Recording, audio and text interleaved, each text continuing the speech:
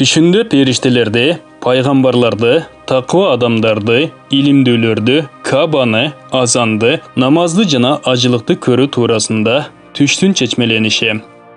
Ким түшүндө периштени көрсө, анда ага дүйнөдө урматсый жана кубаныч берилет. Ошол шаарда жашоочуларга бактылуулук берилет. Түштө ардактуу периштелерди көрүүнүн чечмеленүүсү жакшылык, шейит болуу, түшүмдүүлүк, жамгырдын көп болуусу, ырыскынын көп болуусу жана баалардын арзан болуусу болот. Эгерде кимдир бирөө периштелерди мечиттерде көрсө, анда ал мындайча чечмеленет: ал шаардагылардын дини алсыз. Ошондуктан ошол шаардын тургундарына дуа кылууга, намаз окууга, садака кылууга жана көп истигфар кылууга өкүм берсин. Эгер аларды базарда көрсө, анда алар адамдарды таразада жана өлчөм ченөөдө аз кылуусунан тосушат. Эгер аларды кабырларда көрүшсө, анда факихтерде, уламаларда жана захиттерде чума оорусу жалпы болгон. Эгерде кимдир бирөө түшүндө белгисиз бир кишини көрсө, ал периште деп аталса, анда ал чындап эле периште болот.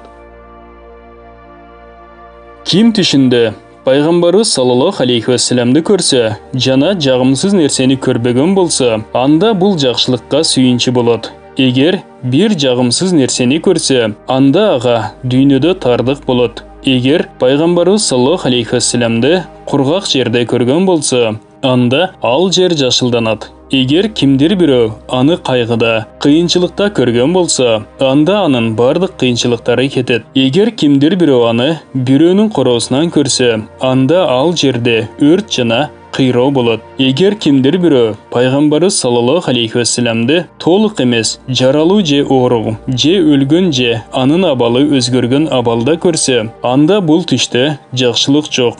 Бул түш көрүүчүнүн дини толук эмес экендигинин белгиси болот. Ким пайгамбарыбыз саллаллаху алейхи вассаламды жакшы кийим кийип алганын көрсө, анда анын үммөтү дин жана дүйнөдө жакшы экендигинин далили.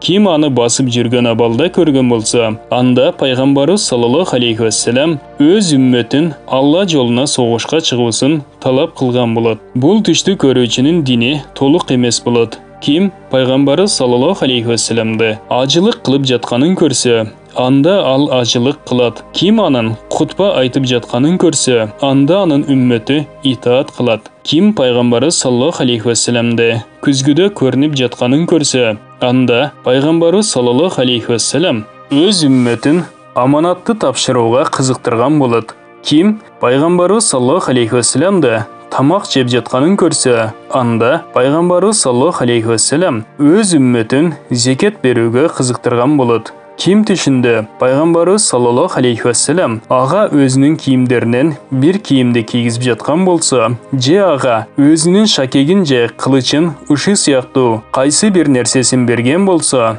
анда бийлик, байлык жана фикх илими жана ибадаттан кайсынысы ага берилген болсо, ага өтө чоң үлүш берилет.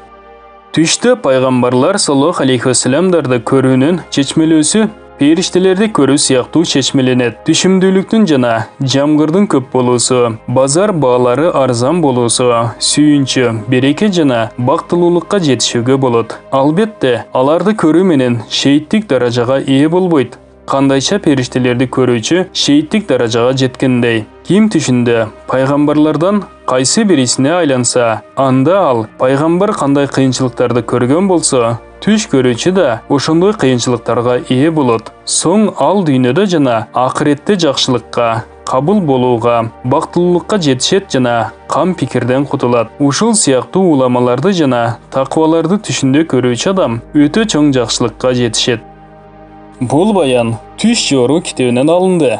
Урматтуу мусулман бир туугандар, биздин Икро медиа каналыбызга катталыңыздар.